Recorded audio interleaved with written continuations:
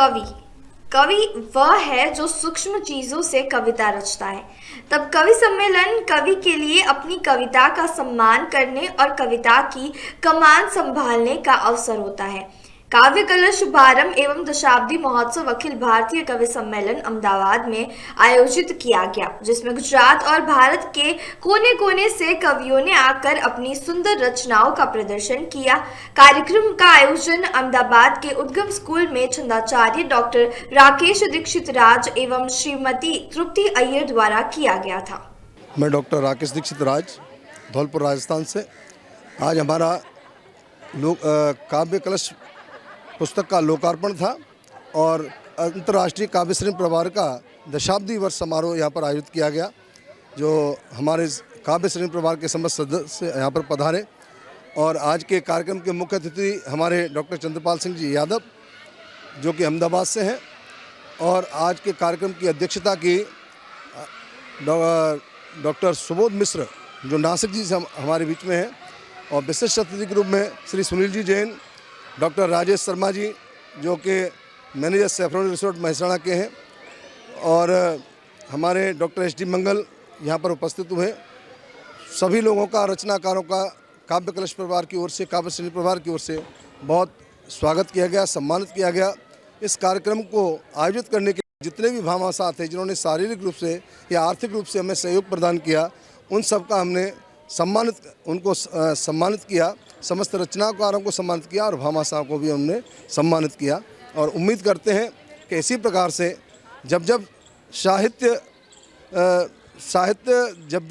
देश की राजनीति होती है या कहीं कोई अव्यवस्था समाज के अंदर पैदा होती है, साहित्य उसको संभालता है। तो साहित्य की श्रृंखला में बहुत अच्छा योगदान हमें, और सबसे बड़ी बात यह है कि यहाँ पर आज का जो कार्यक्रम आयोजित हुआ है ये उद्गम स्कूल फॉर चिल्ड्रन उनके यहाँ आयोजित किया हुआ है। ये इसके डायरेक्टर हैं जो मनन चौकसी जी, उन्होंने बहुत अच्छा हमें सहयोग प्रदान किया, अपना पूरा हॉल प्रदान किया और बहुत हमें सहयोग प्रदान किया। उनके कार्यक्रम के बिना, उनके सहयोग के बिना कार्यक्रम असंभव था। कार्यक्रम की संयोजिका तृप्ति सिंह जी और हमारे मनोज गुप्ता जी, उनकी मिसेज कृष्णा गुप्ता जी, अनेक व्यक्ति ऐसे थे जिन्होंने बहुत हमें सहयोग किया है। आबा मेहता जी हैं, उन्होंने बहुत सहयोग किया है। उनके हस्बैंड हैं प्रेमांशु राम मेहता जी जो कि यहीं के स्थानीय निवासी हैं। इन स्थानीय निवासियों की सहयोग के बिना इतना दिव्य भव्य कार्यक्रम होना शायद मुमकिन था। मैं सभी को अपने हृदय की गहनतम गहराइयों के साथ उनका आभार प्रकट करता हूँ। सर, आप राजस्थान से और गुजरात में कई शहर ऐसे हैं जिसको साहित्य में बहुत ज़्यादा साहित्य में माना जाता है, तो आप गुजरात में आके आपको कैसा लगा? देखिए, हमारा उद्देश्य है हिंदी भाषा और हिंदी साहित्य को बढ़ावा देना। हम प्रतिवर्ष ये आयोजन करते हैं, प्रतिवर्ष एक नए शहर में आयोजन करते हैं। इससे पहले हम 9 आयोजन कर चुके हैं। 10वां ये दशाब्दी वर्ष है हमारा, 10वां आयोजन यहाँ पर है। हमने एमपी में, मध्य प्रदेश के अंदर ग्वालियर में किया, आगरा उत्तर प्रदेश में किया, धौलपुर राजस्थान में किया, उदयपुर राजस्थान में किया, और चंडीगढ़ में भी हमने कार्यक्रम किया, और दिल्ली में भी हम कार्यक्रम कर रहे हैं। तो हमारा उद्देश्य ये है कि हिंदी भाषा के प्रचार प्रसार, उसके उत्थान के लिए और इसके प्रचार प्रसार के लिए हम अधिक से अधिक काम करें। और जो छंद लुप्त प्राय होते जा रहे हैं, सनातनी छंद हैं जो लुप्त प्राय होते जा रहे हैं, उनको पुनः जीवंत करने के लिए और शिक्षा, उसके साहित्य के प्रचार प्रसार के लिए जैसे ही आगे बढ़ें, हम इसके लिए प्रयासरत हैं। हमारा एक व्हाट्सअप समूह है जिस पर हम ऑनलाइन काव्य पाठ करना सिखाते हैं, जिसमें न केवल हिंदुस्तान से बल्कि विदेशों से भी लोग जुड़े हुए हैं। नित्य प्रत्यय साहित्य साधना करते हैं, लेखन करते हैं, उनकी समीक्षा होती है। सर, ये आपका 10वां साल है जी। और आप अलग-अलग भारत के अलग-अलग क्षेत्र में जाके आए हैं, तो आप गुजरात के बारे में कोई पंक्ति आप बोलना चाहिए हमारे दर्शकों? गुजरात के बारे में तो ऐसा है मैडम कि गुजरात वो जगह है जिसने मुझे स्थिरता प्रदान की है जीवन में, क्योंकि गुजरात मेरी ससुराल भी है और यहाँ पर मेरा आना जाना रहा है। शुरू से मैं जुड़ा हुआ हूँ, तो यहाँ तो एक मजबूरी भी है मेरी और एक मेरा उत्साह भी होता है। जब मैं अहमदाबाद आता हूँ तो मुझे ऐसा लगता है कि जितना भी पूरा शहर है वो एक दामाद की हैसियत से मुझको देखता है। तो बहुत अच्छा मुझे यहाँ पर महसूस होता है जब मैं अहमदाबाद आता हूँ। और कुछ हमारे मित्र ऐसे हैं, जैसे महसाणा में 4-5 कार्यक्रम हमने किए हैं। भाई राजेश शर्मा जी मुझे अपना बड़ा भाई मानते हैं। निश्चित रूप से मैं उनका बड़ा सम्मान करता हूँ और अनुजवत उनसे स्नेह करता हूँ, और वो जब भी हम आते हैं बड़ा हमें हर प्रकार से पूर्ण सहयोग प्रदान करते हैं। इंदुलाल जी ब्रह्मभट्ट हैं, वो भी महसाणा से हैं। यहाँ से भी अनेक साहित्यकार हैं, वो हमसे जुड़े हुए हैं और बहुत अच्छा मैसेज प्रदान करते हैं। हाँ, मैं सुबोध कुमार मिश्रा नासिक से आया हूँ। मेरी अपनी एक संस्था है विद्योत्मा फाउंडेशन नासिक में, जिसे मैं साहित्यिक सामाजिक सांस्कृतिक संस्था है जिसे मैं चलाता हूँ, और वहाँ पर इसी तरीके की गतिविधियाँ आयोजित की जाती हैं। साथ ही में मैं कोई बहुत बड़ा साहित्यकार नहीं हूँ, मैं एक मोटिवेशनल स्पीकर हूँ, जिसे मैं खुद कह पाता हूँ। साहित्य का साथ में सीखने की कोशिश कर रहा हूँ। और मोटिवेशन की जैसे मैंने बात की, प्रेरक चीज़ों की आवश्यकता है। आजकल हर व्यक्ति कहीं ना कहीं अपने आप में हताश है, निराश है नहीं, समझता ज़्यादा है और इसलिए हो जाता है। तो हर व्यक्ति अपने जीवन को अच्छी तरीके से सार्थक रूप से जीवन में जी पाए, यही संदेश देना मैं अपना पहला कर्तव्य समझता हूँ। और इसी वजह से जो मैंने पुस्तकें लिखी हैं वो न कुछ प्रेरक संदेश देती हैं। मेरी पहली पुस्तक है जियो जी भर के, जो यही प्रेरणा देती है कि आपके जीवन में कैसा भी अड़चन आए, दिक्कत आए, परेशानियाँ आए, लेकिन अपने जीवन को जी लो यहीं पर, इसी वक्त, इसी पल, क्योंकि पता नहीं कल हो न हो, ये जीवन में ज़िंदगी मिलेगी न दोबारा। तो जो पल हमारे हाथ में है उसे हम जी लें अच्छी तरीके से।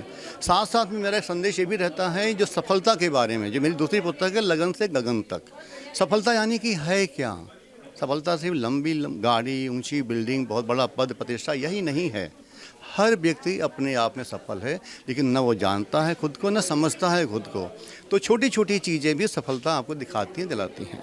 मैं भी अपने आप को सफल व्यक्ति मानता हूँ। मैं तो मेरे पास कोई बहुत बड़ी कोठी है, बहुत बड़ी सैलरी कुछ भी नहीं है, लेकिन मैं सफल हूँ क्योंकि मैं मानता हूँ। तो पहले आप मानिए कि आप सफल हैं, और उसके बाद अगर आप जीवन में जो भी पाना चाहते हैं आप पा सकते हैं, बशर्ते कि आप उसके तैयार हों, उसके लिए चाहत हो, लगन हो, तो आप गगन तक पहुँच जाएंगे। इसी तरीके से जीवन में आप अपने बढ़ते जाइए। और साथ साथ में हम भारत में जन्मे हैं, तो हमारे भारत की जो पुरातन संस्कृति है, जो परंपराएं हमारी हैं, उनको जिंदे रखने का भी पहला दायित्व हमारा है। तो क्योंकि मेरी जो एक बैकग्राउंड है वो डिफेंस की भी है। मैं इसके पहले भारतीय नौसेना में था, और भारतीय नौसेना में रहते हुए भी मैंने एक छोटे से गाँव से निकल के गया था। वहाँ पे मैंने बहुत सारे ऐसे काम किए हैं, और अंटार्कटिका जाने वालों में कुछ लोगों में से मैं भी एक हूँ, जिन्होंने दक्षिण ध्रुव पर जो गए हैं उनमें से एक मैं भी हूँ।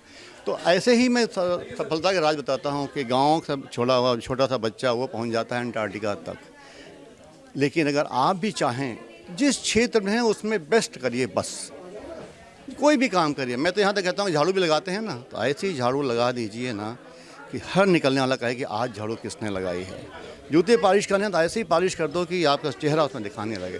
काम कोई छोटा बड़ा नहीं होता, ये हमारी समझ का फ़र्क होता है। इसलिए हम अपने जीवन में बहुत ही समृद्ध हो सकते हैं, बहुत ही सुखी हो सकते हैं, और अपना जीवन बहुत ही शांतिमय व्यतीत कर सकते हैं, बशर्ते कि हम खुद चाहें, मेहनत करें, परिश्रम करें, और कोई भी काम छोटा न समझें।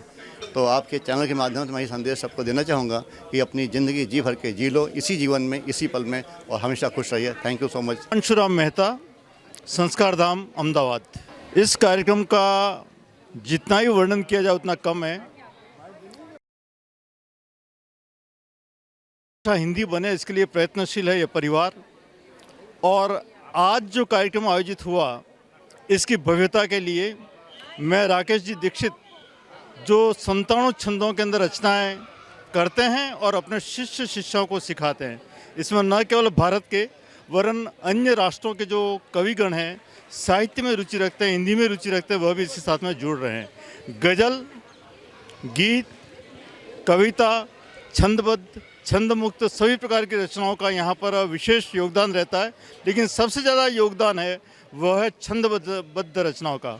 उपेंद्र जी अणु और राकेश जी दीक्षित, इन्होंने मिलकर के इस संस्था को पल्लवित, पुष्पित और फलित करने के एक दृढ़ संकल्प ले रखा है। और उनके साथ जुड़े जितने भी शिष्य शिष्या हैं वह भी इतना ज़्यादा अच्छे ढंग से कार्य कर रहे हैं कि उनके जो मेहनत वो प्रतिफलित हो रही है, फलीभूत हो रही है। और मैं गुजरात और राजस्थान को जोड़ने वाले पन्नालाल जी पटेल को भी याद करूंगा, जिन्होंने गुजरात और राजस्थान को एक किया। वैसे ही अब एक संकल्प है कि गुजरात, राजस्थान, मध्य प्रदेश तीनों जोड़ करके और राजभाषा को राष्ट्रभाषा के पर धीरे धीरे पदोन्नत करें, उस तरफ ले जाएं, ये हम सबका प्रयत्न रहेगा। सर, अब जैसे देखा जा रहा है कि राष्ट्रभाषा को भूल के हम फॉरेन जो लैंग्वेजेस है उसको ज़्यादा प्रभुत्वता देते हैं, तो आप उसके बारे में क्या बोलेंगे? मेरा, चूँकि मैं शिक्षा विभाग से जुड़ा हूँ, नई शिक्षा नीति जो आई है उस नई शिक्षा नीति के अंदर एक नया चिंतन है। अब 2 कंपलसरी विषय होंगे, एक विदेशी भाषा तो एक राष्ट्रीय भाषा होगी। अब उसके अंदर उन्होंने रखा कि विदेशी भाषा जरूरी नहीं, अगर आप चाहें दोनों राष्ट्रीय भाषा रख सकते हैं। किसी प्रांत की भाषा को आप अपने अनिवार्य विषय के रूप में ले सकते हैं। तो आज शिक्षा विभाग पूरा जुड़ा हुआ है कि वह राष्ट्रीय स्तर के ऊपर ही नहीं, अंतर्राष्ट्रीय स्तर हिंदी को जो है वो आगे प्रतिष्ठा दिलाए।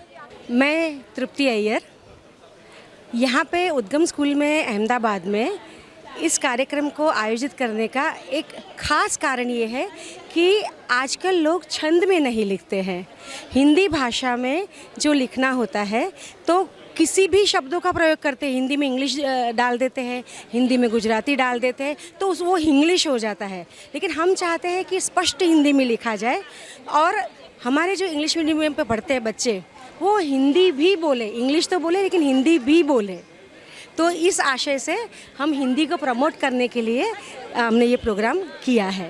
मैम एक क्वेश्चन है कि अभी हिंदी लुप्त होती जा रही है, लोग इतना हिंदी का यूज़ नहीं करते, जबकि फॉरेन लैंग्वेजेस अभी ज़्यादा यूज़ होती है। तो आप हाँ, इसके बारे में इसके बारे में मैं ये कहूँगी कि ऐसा नहीं है। आप देखिए अहमदाबाद में आज जगह जगह पे कवि सम्मेलन हो रहे हैं, बहुत सारी संस्थाएं हैं, 10,000 के ऊपर संस्थाएं जो हिंदी के में काम कर रही है। हिंदी विद्या परिषद है, वो लोग काम कर रहे हैं इसमें। हमारी गुजरात यूनिवर्सिटी में भी हिंदी को इतना प्राधान्य दिया जा रहा है अब। तो हिंदी कभी मर नहीं सकती, वो हमारी राष्ट्रभाषा है, वो हमारी मातृभाषा है, हिंदी कभी मर नहीं सकती। बस आज के जो यंगस्टर्स हैं वो फॉरेन लैंग्वेज से ज़्यादा लगाव हो रहा है, उसके बारे में उस फॉरेन लैंग्वेज से लगाव होने की वजह वो है कि उनको लगता है कि उसी में उनका करियर है, लेकिन ऐसा नहीं है। हिंदी में भी करियर है उनका, ये बात नहीं है कि हिंदी में करियर नहीं है। तो उसके लिए मेरी एक संस्था मैं अभी खोलने वाली हूँ, जिसका अब विमोचन हमने किया था अभी अंदर। उसमें हम कॉलेज के बच्चों को इंक्लूड करेंगे, उन्हें बताएंगे हिंदी का महत्व और हिंदी में भी करियर है ये एक्सप्लेन करेंगे। नमस्कार, मैं हूं अनुबाफना, दुबई यूएई से। और ये जो प्रोग्राम हो रहा है इसके लिए स्पेशली मैं दुबई से आई हूं। इसके लिए तो मैं संचालिका भी हूं इसकी और आमंत्रित कवियत्री भी हूं इसके लिए। अंतर्राष्ट्रीय काव्य सृजन परिवार का मैं हिस्सा हूं करीब 1.5 सालों से और छंद का छ भी मैंने इसी परिवार से जुड़ करके सीखा। जो आदरणीय राकेश दीक्षित सर हैं, जो ललित किशोर गुप्ता सर हैं, उन दोनों से ही सीखा मैंने। इतने अनुशासन से सिखाते हैं और सारे के सारे, मैं सबसे छोटी हूँ इस ग्रुप में, सबसे छोटी हूँ, सबसे नन्ही कलम हूँ इस ग्रुप की, मगर सबने इतने लाड और प्यार से मुझे एक तो अकोमोडेट किया ग्रुप में और इतने अनुशासन से सिखाते हैं कि आपको रोज़ एक रचना अगर सबमिट करनी है तो आपको करनी है। और कोई मतलब वो छोटे बड़े का कोई भेदभाव वैसा नहीं है और कभी कोई किसी की कटाक्ष भी इतना प्यार से करके सिखाया जाता है, तभी हम जैसे लोग सीख पाते हैं।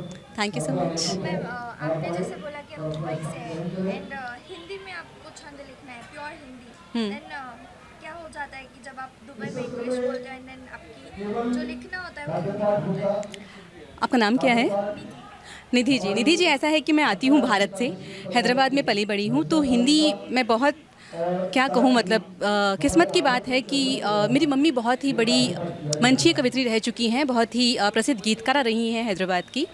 तो it flows in my blood, एक तो वो होता है। दूसरे मेरे जो भी गुरु रहे स्कूल में, कॉलेज में, सब ने अच्छे से सिखाया, तो हिंदी का प्रवाह शुरू से था। तो लिखती तो मैं बचपन से आई हूँ और मेरे सोलो संग्रह भी आ चुके हैं, साझा कई आ चुके हैं। हाँ, बस आपका कहना यही है कि कामकाजी भाषा अंग्रेज़ी होती है, मगर आपकी जड़ें तो हिंदी से ही हैं।